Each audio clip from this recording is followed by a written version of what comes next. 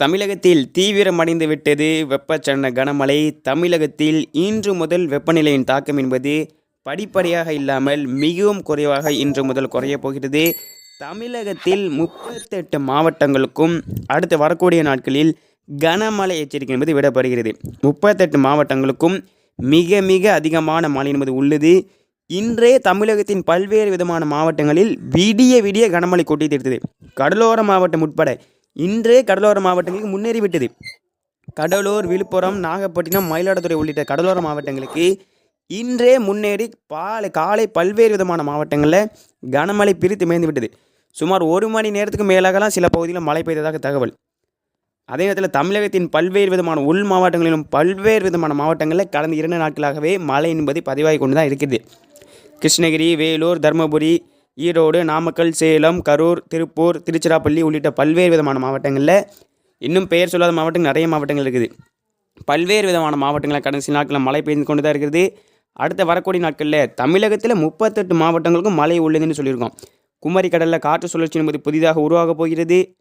அதே நேரத்தில் மேயுடைய 14ஆம் தேதி வாக்கில் நம்முடைய இந்திய பெருங்கடலுக்கு எம்ஜிஓ வருகை தர உள்ளது.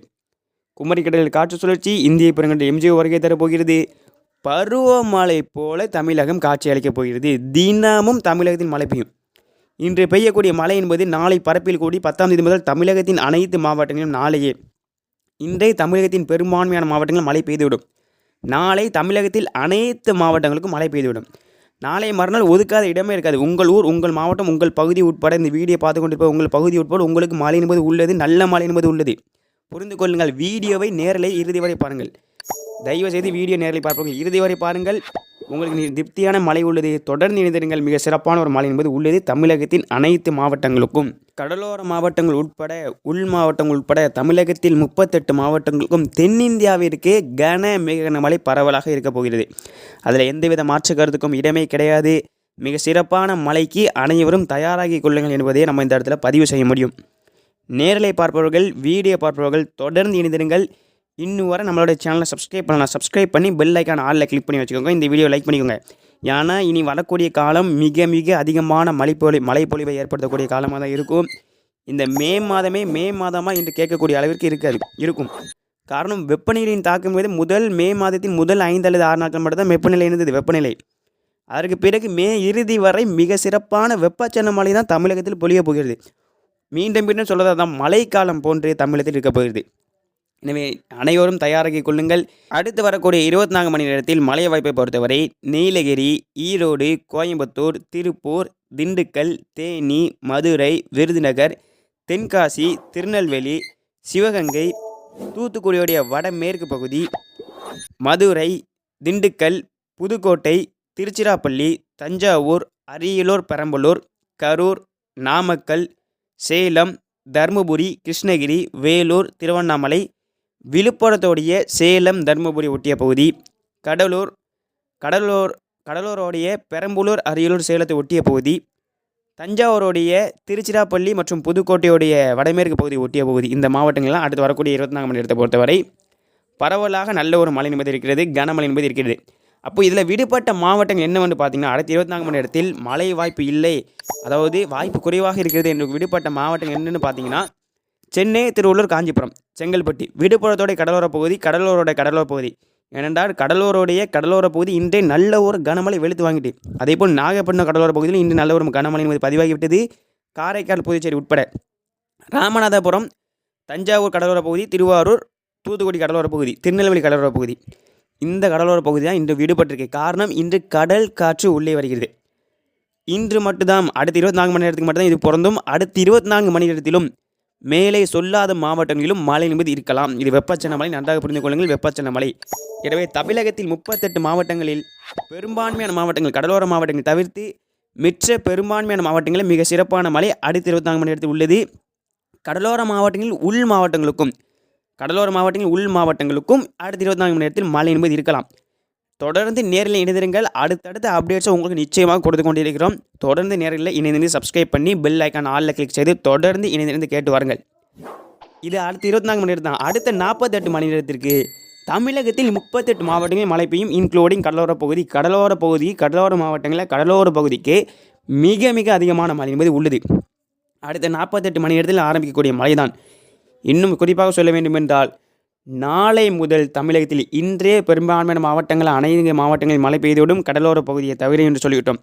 நாளை பெய்யக்கூடிய மழையிலிருந்து தமிழகம் முழுவதும் தமிழகத்தில் 38 மாவட்டங்களிலும் மழை என்பது பெய்ய போகிறது.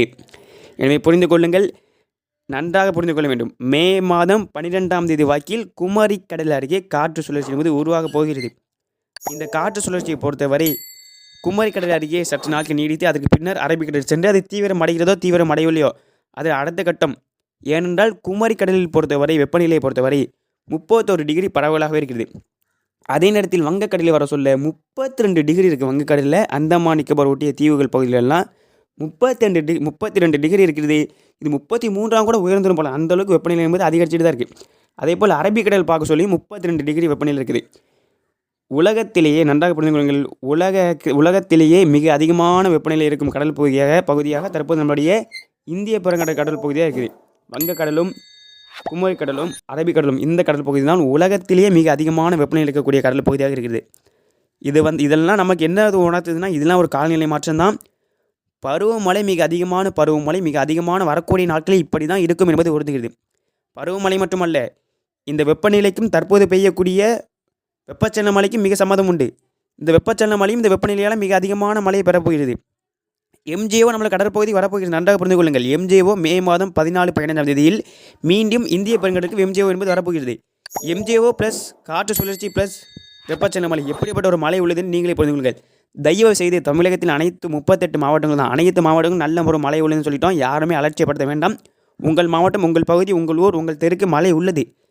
வெப்பச்சலன மழை என்பதால் நிச்சயமாக தரை காற்று என்பது வேகம் என்பது அதிகமாக இருக்கும் மழை பெய்ய சொல்ல.